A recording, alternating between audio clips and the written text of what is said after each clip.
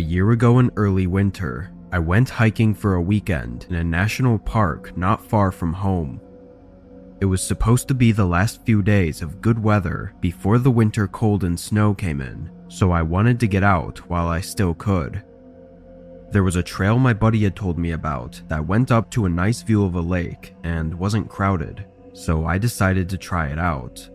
But when I got to the trail, it wasn't what I expected. There were no signs or markings. There was just a thin path going through some trees. I walked down a little ways, and while it still had no markings, it seemed like a straightforward trail to hike along. As I walked, it was clear that few people came this way. There were almost no shoe prints in the dirt, and the path didn't seem professionally made. This didn't frighten me or anything, but it was just something I took note of. The forest along the path was really nice though, full of wildlife and falling leaves from the changing season. About a mile in, I walked past something interesting. Another path leading off into the woods. I stayed on the trail, but I didn't really understand why there would be another path connecting to this already rarely used path. As I kept on walking though, more of these side trails started to show up. They went off in random directions, leading to what looked like nothing in particular. It was really odd. And then, after about 3 hours of walking, the trail I was on ended. Just like that, there was no more path to follow. All that was ahead was an endless row of trees and forest. And then out of nowhere, I heard footsteps behind me. I turned to see a guy walking in the distance. He had a ripped up jacket on and no backpack. And strangely, he was walking across the trail I was on, onto one of the side paths. It didn't look like he saw me. He was just looking down and walking. The way he walked though, and how he looked, made me a bit creeped out, so I made sure to not be seen as I watched him walk into the woods. By then, it looked like there wasn't much daylight left, and I decided to just abandon finding the lake and just hike back to my car. However, it only took me a few minutes to reach an intersection of paths that I didn't remember before. Immediately, I thought about how the one path ended so abruptly, and how that probably meant that at some point I went onto the wrong trail. I looked down, trying to see if there were any shoe prints of mine that I could follow, but I didn't see any. Then I heard it again. Footsteps behind me. I turned and looked out into the forest. In the distance, that same man was standing and facing me. He didn't move or say anything. He just stood there as if he were watching me. After a moment, a chill ran through my body, and I turned to take whatever trail was in the opposite direction of the man. I quickly hurried, checking behind me multiple times, but after a few minutes, I'd lost track of the man. I went down this trail for over an hour, still worried about both being lost and the strange man.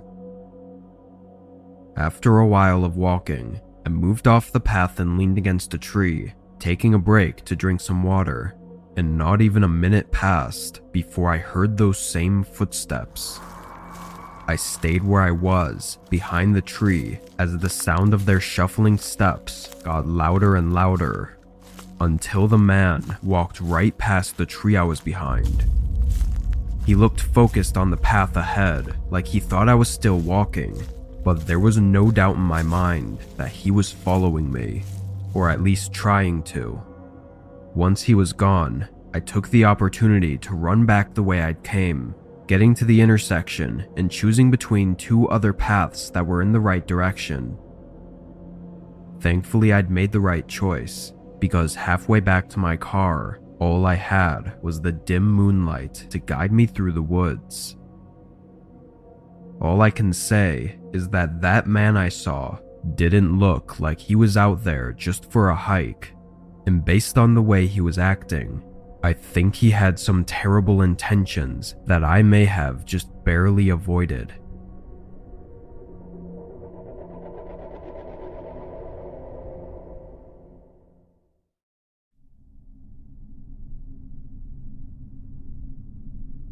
I had just turned 19 and was staying at home from college for the next few months for summer break.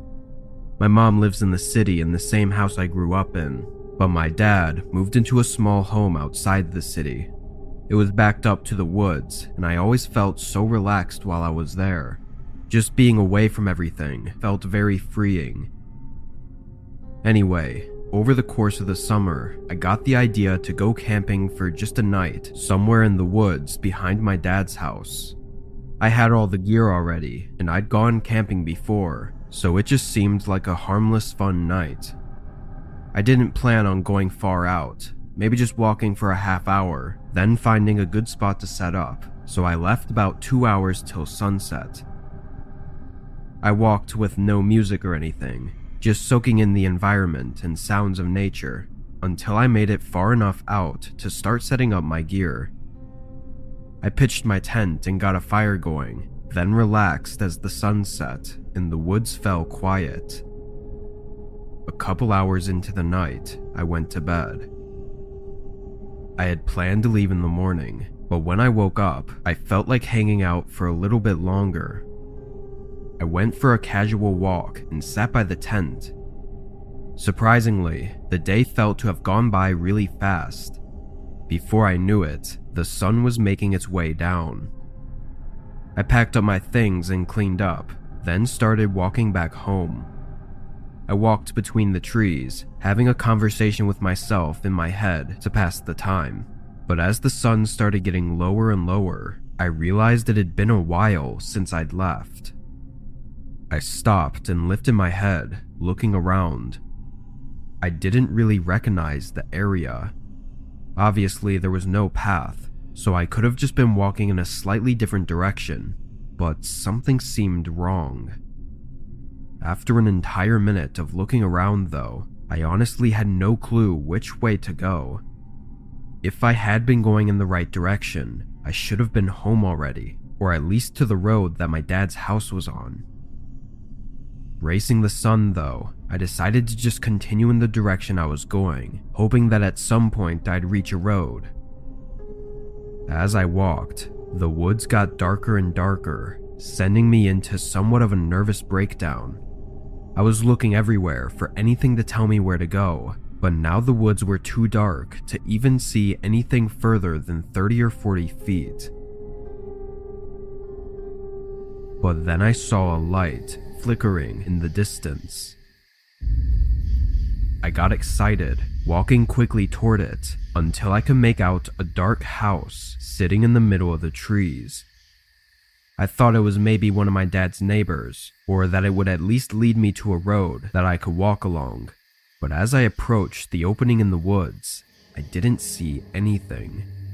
No roads, no light from other houses, and not even a gravel driveway. The house was old-looking too, resembling more of a cabin, but there was a light in the downstairs window that was on, so it definitely wasn't vacant. I walked around to the other side of it, staying in the tree line still, but there were no signs of any roads or houses on either side.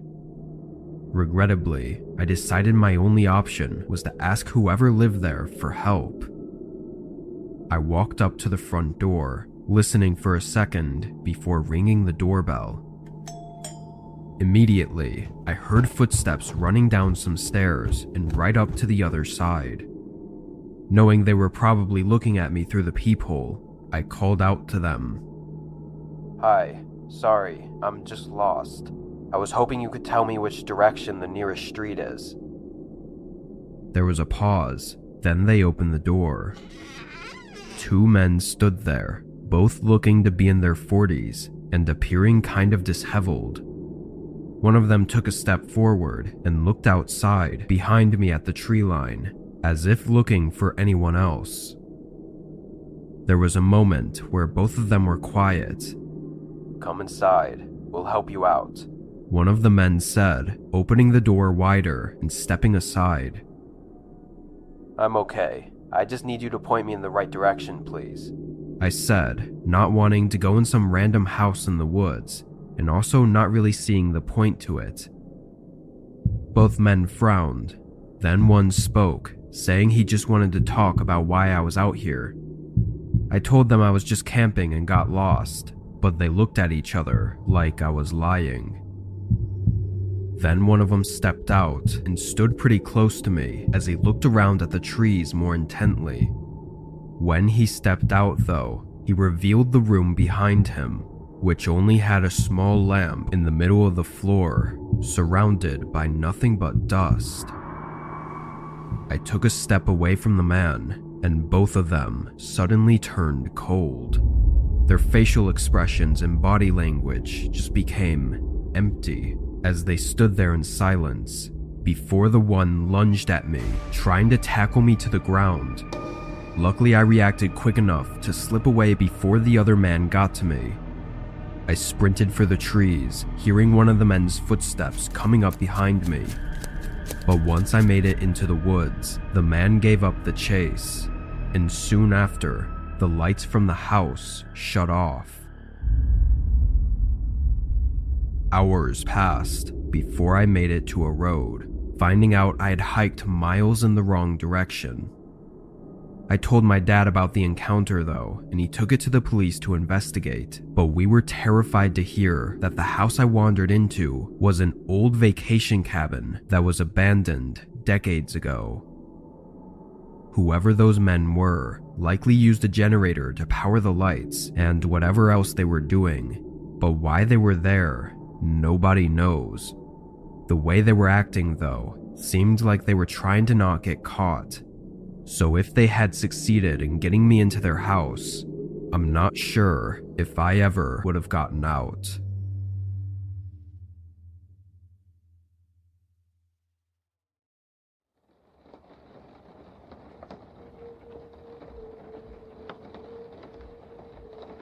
I was driving back to my hometown from a work trip I had earlier in the week. I declined the free flight to and from because I decided to take some time off to myself while I was there to enjoy a small vacation. Driving long distance wasn't something I'd ever really done before though. The most I'd gone was about 10 hours, and that was with a stop at a hotel halfway. But this road trip was way longer. It was nearly 20 hours, and I had only scheduled a single hotel, but just because I'd never driven that long before didn't make me think I couldn't do it. The drive started out okay, going through cities and towns and having plenty of other cars around me seemingly taking the same route. As I got further out though, cars became a lot less common and the towns had pretty much disappeared. The roads were nothing but fields of grass on either side or dense forests. By 5 p.m., the light drizzling that had started earlier became more intense, pouring rain down hard enough to make it difficult to see. It seemed like the more I drove into this forested area, the harder the rain fell. I'd hoped it would stop by sunset, but it didn't. I was now really focused on the road, driving really slow and trying to make sure I navigated the road carefully without sliding into a ditch. I drove through this awful rain for probably an entire hour past sunset when I started to realize the road was getting a lot more winding rather than straight. It began taking me much deeper into the forest, where the trees were close together and blocking all views. After a while, I started getting nervous, thinking this was really odd for a highway to be like this. I slowed down and pulled off to the side of the road, stopping on the shoulder. I took my phone out and tried searching up the directions, but there was no service. All I'd remembered of the route was that I had to take the same highway pretty much the entire way there. Maybe I was on the right road and was just paranoid, or maybe I'd been focusing so hard on trying to see through the rain that I'd accidentally merged onto a different road. The problem is that I had no way to figure out which of those two possibilities was right. I looked out the windows in hopes I'd see a sign or anything that could give me an idea of where I was. All I could see through the harsh rain were the woods all around me, fading into total black beyond my headlights. But then, only a minute or so after I had stopped there, a light came up behind me. I looked in the mirror as it got brighter, rounding one of the corners and coming toward my car. Their headlights were so bright, I couldn't even see their car though. All I could see was the beaming glare in my mirrors. I watched as the light started moving slower and slower until it stopped right behind my car. Part of me felt relieved that someone stopped to help me, but another part of me was thinking of the other possibilities. A whole minute passed as the car stayed there, leaving their headlights on and showing no signs of anything, until a door suddenly opened. It was still too bright to see much of anything, but the dark outline of a man emerged from the light and came right up to my window. The man was wearing a dark hoodie and seemed unbothered by the rain as he leaned on the door while I rolled the window down a couple inches. He asked if I needed help, and I responded by explaining that I just needed to know where I was and if I was still on the right highway. He looked at me, then at my back seat, as he nodded. Yeah, I can help you. Let me just get my phone. He began walking off as I rolled my window back up to block out the rain. There was something off about my interaction with him, but I couldn't figure out what it was. It just felt off. Why didn't he know what road we were on, or if we were on the highway? I watched in the mirrors until the man went behind the glaring lights again, but I could see him shuffling around with something in his car for a few moments before he came back out. He made his way over, but in the moments before he reached my car, I caught a glimpse of something in his hand. Just as I reacted and put the car in drive, the man suddenly knelt down by my back tire and jammed something in it. I slammed on the gas, seeing the man get visibly startled and jump back as I drove away as fast as I could. I knew he'd probably try to catch up, so I drove in a panic for several minutes, fearing the thought of seeing the lights come up behind me. Luckily though, they never did.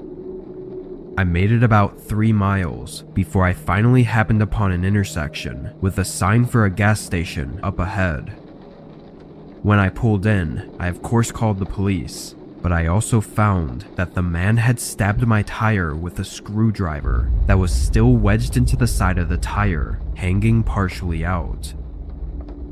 That still being in there and covering the hole is probably the only reason I was able to make it away without breaking down on the road. If I had been even a second too late at driving away, I don't think I would have ever been seen after that night.